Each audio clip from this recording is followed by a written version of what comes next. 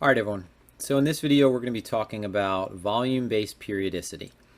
And this is something that you can use whether you're trading Bitcoin, crude oil, or the E-mini S&P. So it's translatable across multiple markets.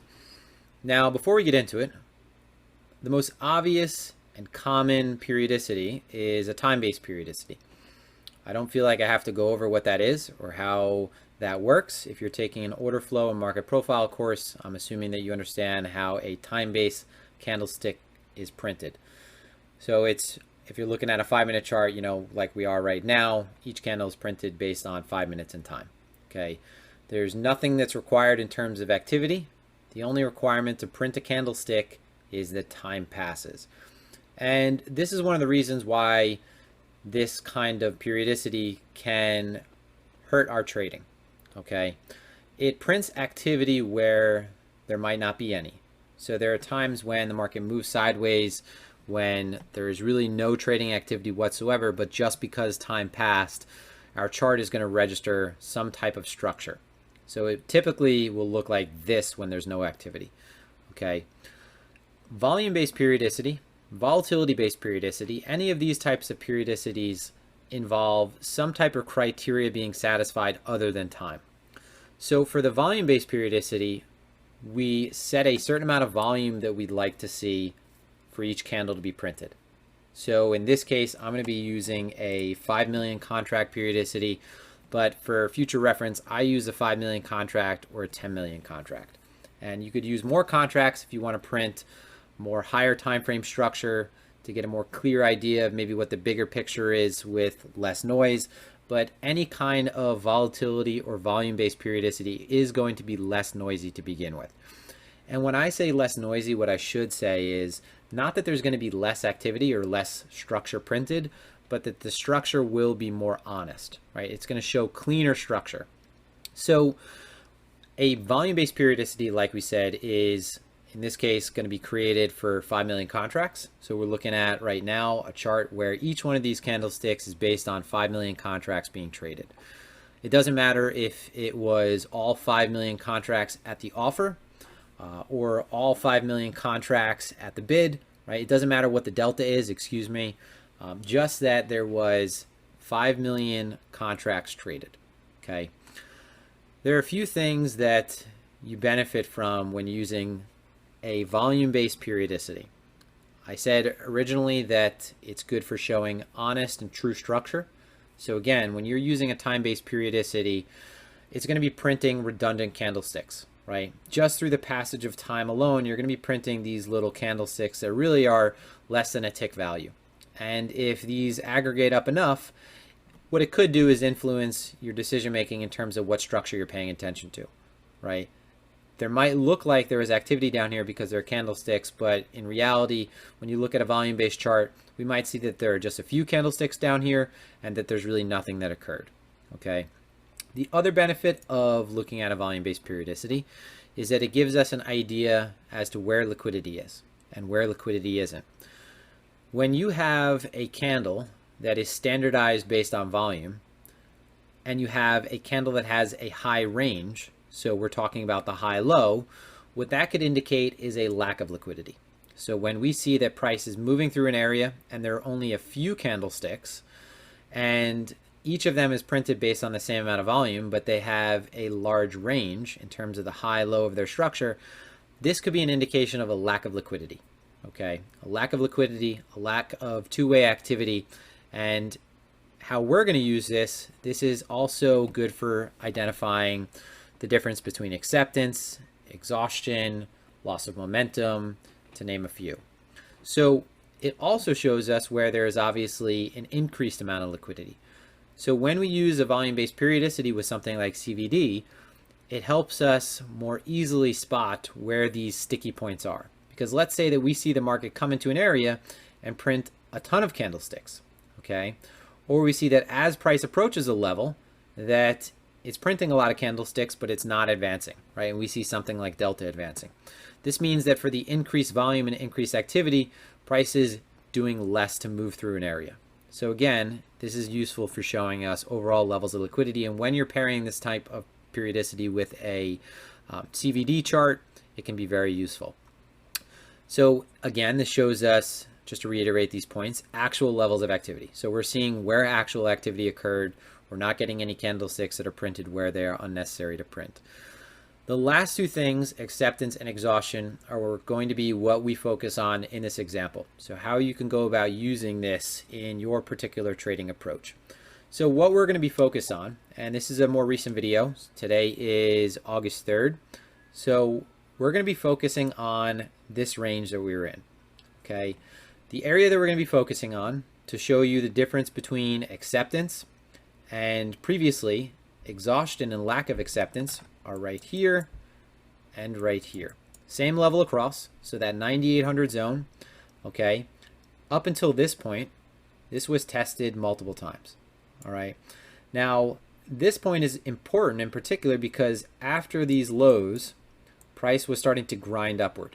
So if there was a breakout to be observed, everyone's eyes were on the chart right here, okay? And the point of doing this type of education or going over this is to help you identify maybe when you should get behind this trade looking for a breakout or when you should maybe anticipate some type of failure. So then we're going to come to this example right here where you're going to see there's kind of a stark difference between what we see when there's lack of acceptance and more exhaustion and what we see when there is acceptance and a sign of auction. So getting back to that chart, we're looking at, again, the 10th of June. So here's a time-based periodicity, here's a time-based periodicity. That is the initial move up. This is the grind. This is the failure. So specifically, now that we don't need that notepad out, so this is the move up, this is the move up right here, and then this is the failure. Okay, we'll go down to the 5-minute chart. Well, if I go down the 5-minute chart, I would need to scroll back for quite some time. Let's see if I could do this without killing the video. So go back, June 15th, we are almost there, so we might as well. So June 10th. Hopefully we don't run out of data from TradingView. Video is on 7 minutes, so we're still good on time. So here we are, right here. Okay, so this is the spike up, June 10th. Okay, and then this is the failure after that grind. So you could already see when you're looking at a time-based periodicity, we have a lot of bars, right? A lot of bars. Again, one of the benefits of using delta or footprint charts, anything that's volumetric, is that we see activity. In the time-based chart, we don't really see if there was any activity up here. We don't know whether there was a lot of trading volume within each level. Again, all we see is the signs that rejection is showing up based on price action, right? So we have these wicks and shadows to the upside. So there's a lot of candlesticks over here, but there's really not much to show for it. Okay, it's not much. There's not much we could go off of based on just that alone. So now we're going to look at the volume-based chart. So specifically, this is the break. So this line, just to relabel or go over that, this is the 9840, 9900 level that we're trying to pay attention to. So these two red lines, so right under 9900. Okay, again, just to reiterate why these are important. So backing up, now that we don't need to use this on that setting anymore. So we're looking at these levels right here. So 98, right under 99, okay, where there was a ton of activity over here where we rejected prior.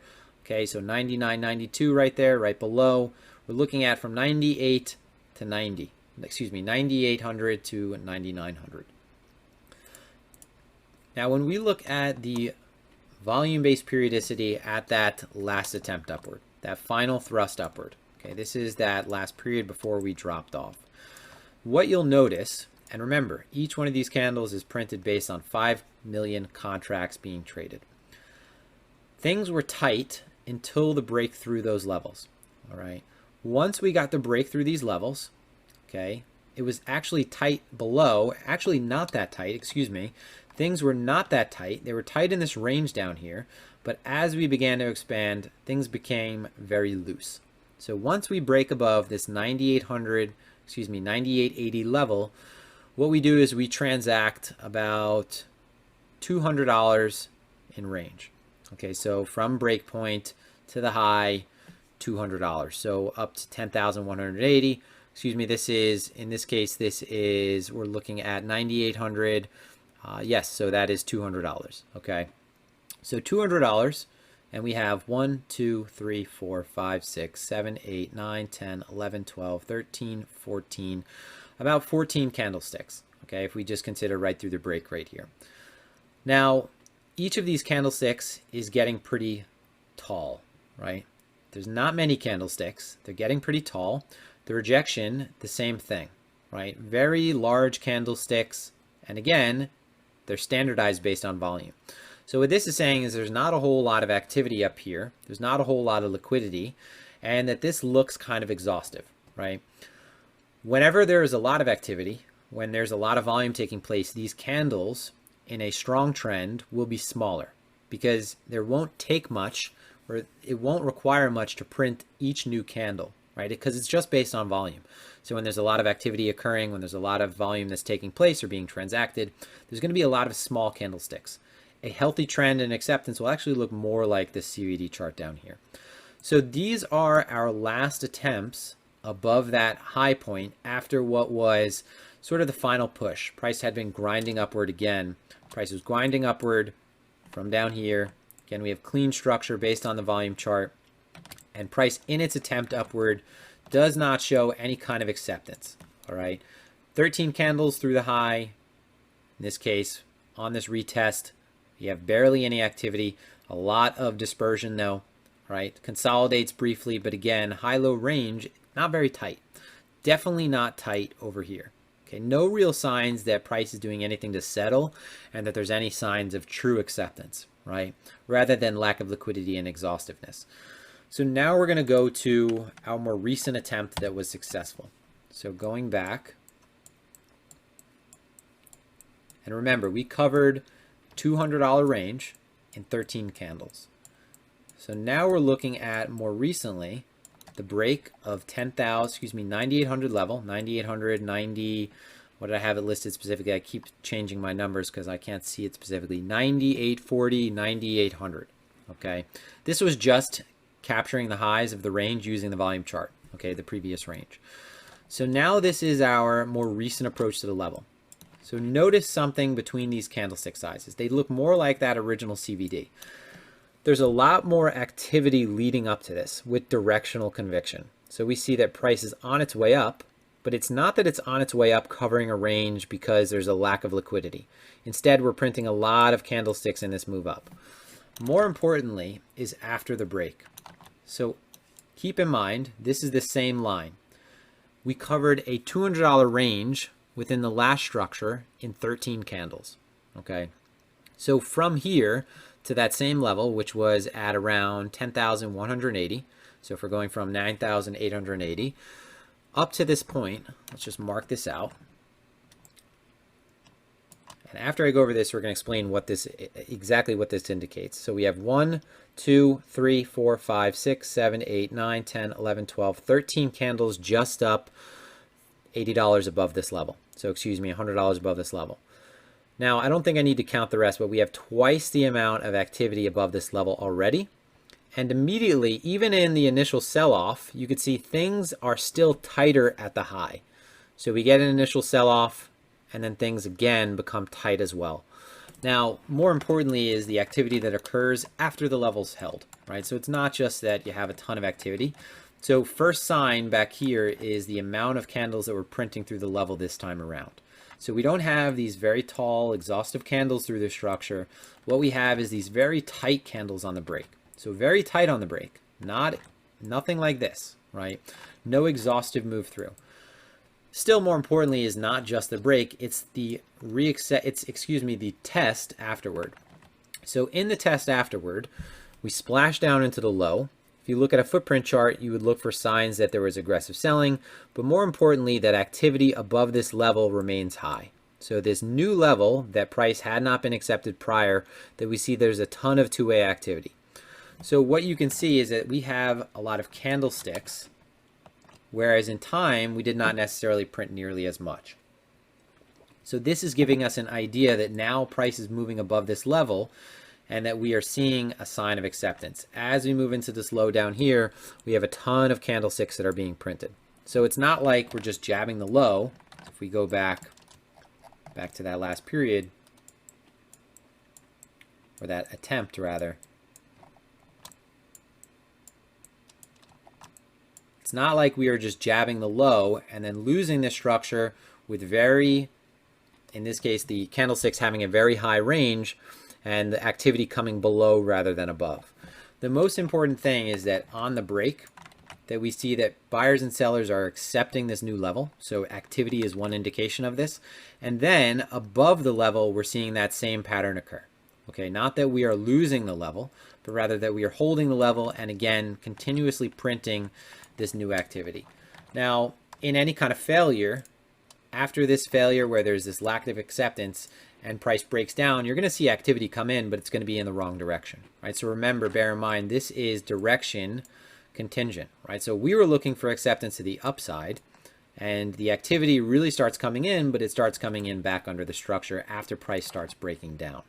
So a really bad sign would be the opposite, right? And we could just cover this trend going the other way, is that on its way up through the level, we have not many candlesticks being printed with relation to that acceptance that we just saw. And then after price breaks down past previous levels, so when we're looking at previous levels, we're talking about previous swing points up into this last test. After price breaks down, you see that we have a ton of these small little candles. And what that means with directional conviction, since this is moving down, is that sellers in this case are accepting these lower prices and being active at these lower prices, whereas previously they weren't. Okay, so we're accepting lower prices and buyers and sellers are willing to trade at these lower prices, whereas we are trying to make an effort upward. So this is how you use a volume-based periodicity to your advantage. It is something that the same when you're using CVD can really show you where levels of liquidity are. But more importantly, when we have an area that we've drawn as a line in the sand, what we want to see is that when we approach these levels don't look exhaustive, and that we see that buyers and sellers are accepting these levels through their increase in activity. So going back to this high, what you see is just a few candlesticks, right? Not much activity. Okay, going back, this high right here, just a few candlesticks, not much activity. Whereas when we go back to where we are currently, we see that the story is much different. So when we go back to that original break, just to reiterate one more time, so 9,800 level. So we see into that break, we have a ton of activity into the level. Activity is maintained above the level, and then more recently as we move forward, it is continuous to the upside, right? Continuous to the upside. There are going to be points where it's thin up here, but the most important point is that through the break that we see this kind of behavior.